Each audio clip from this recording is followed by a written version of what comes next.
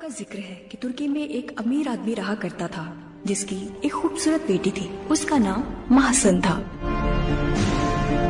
जो आगा महल की ठंडी दीवारों के दरमियान अकेली और तन्हा थी। एक दिन महल की गलियों से एक फेरी वाले का गुजर हुआ। वो कढ़ाई के कपड़े, रंग बिरंगे रिबन और शॉले बेचा करता था। स्कार्फ और शॉले खरीद लो, बेहतरीन मटेरियल से बने हुए स्कार्फ और शॉले, आओ आओ देखो। शहजादी महसन ने आवाजें सुनी तो भागती हुई उस खिड़की के पास जा पहुंची जिसके नीचे वो फेरी वाला खड़ा था।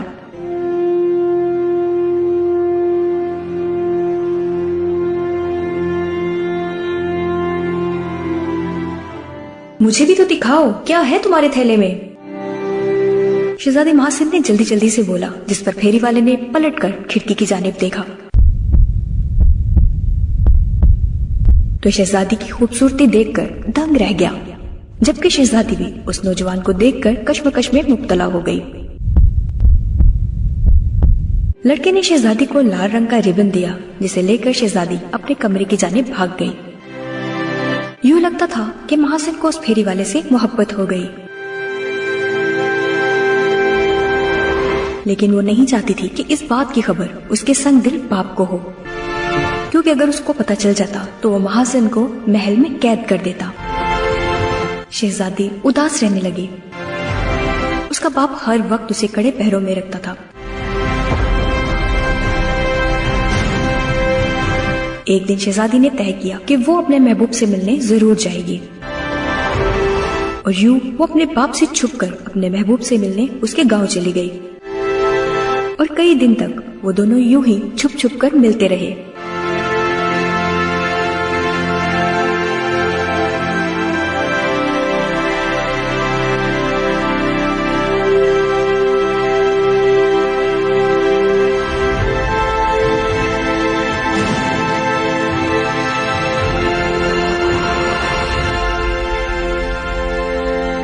फिर एक दिन उसके बाप को महसन पे शक हुआ तो उसे पूछा,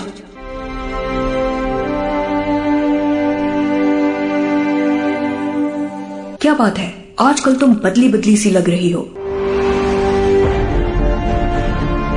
जिस पर महसन ने कोई जवाब न दिया और वो चुप रही तो बादशाह ने उस पर चीखना चिल्लाना शुरू कर दिया और उसे कमरे में बंद कर दिया।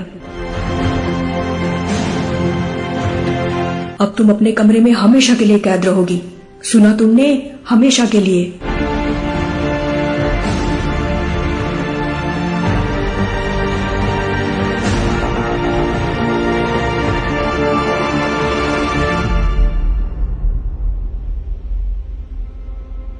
अपने बाप के जाने के बाद महसन ने रोना शुरू कर दिया कि अब वो क्या करेगी।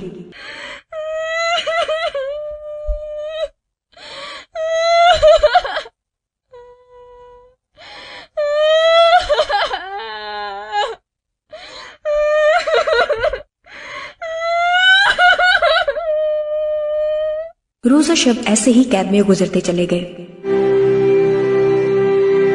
लेकिन महसन का बाप कभी लौट कर ना आया। महसन के पास करने के लिए कुछ नहीं था।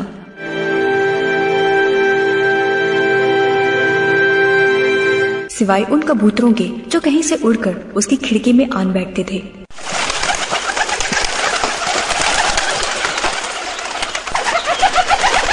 वो उन कबूतरों को हर रोज अपने दिल का हाल सुनाती। कबूतर भी उसकी दास्तान सुनने के लिए रोजाना वहां उसकी खिड़की पर आन बैठते।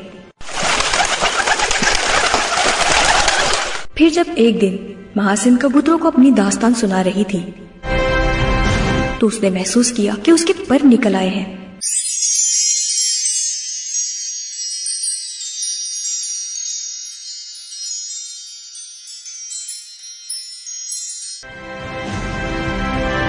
और वो भी एक कबूतर में बदल गई है। अब वो आजादी से कहीं भी उड़कर जा सकती थी। वो फौरन से भी पहले उड़कर अपने महबूब के पास चली गई और वहां पहुंचकर वो फिर से एक खूबसूरत शहजादी में बदल गई।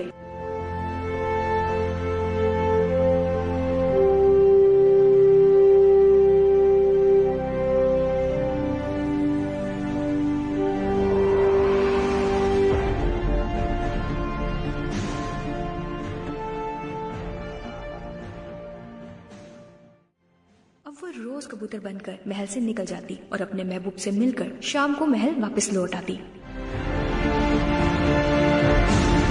फिर एक दिन महासन का बाप उसके कमरे में चला गया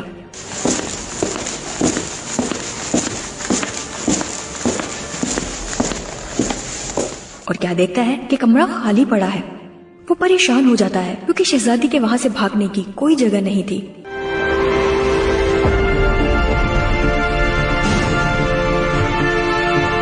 वो उसका इंतजार करने लगता है और कहता है, मैं जरूर इस बात का पता लगा लूंगा कि आखिर यहाँ क्या चल रहा है। शाम को बादशाह को कबूतर के पर फड़फड़ाने की आवाज सुनाई देती है। वो देखता है कि एक सफेद कबूतर कहीं से उड़ता हुआ आया और महासन के कमरे में चला गया।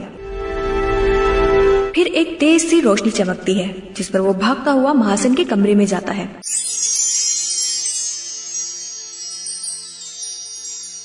तो देखता है महासन फर्श पे बैठी हुई कढ़ाई कर रही है। वो रोज महासन को कबूतर बनकर खिड़की से जाता हुआ देखता है, लेकिन उसको समझ नहीं आती कि वो अपनी धोखेबाज बेटी को क्या बोले।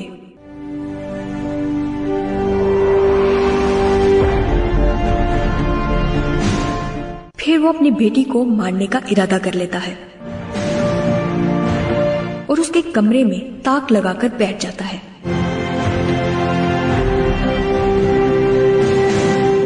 जैसे ही महासन कबूतर के रूप में अपने कमरे में दाखिल होती है, उसका बाप उसे कत्ल कर देता है।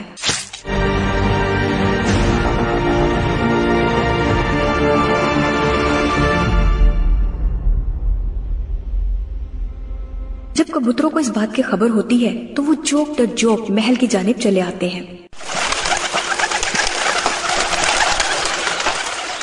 कबूतरों को महासन की मौत का इतना दुख होता है कि वो बादशाह को मारने का इरादा करते हैं।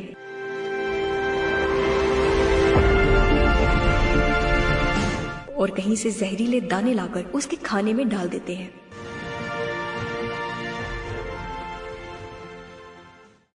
और यूं बादशाह की भी मौत हो जाती है।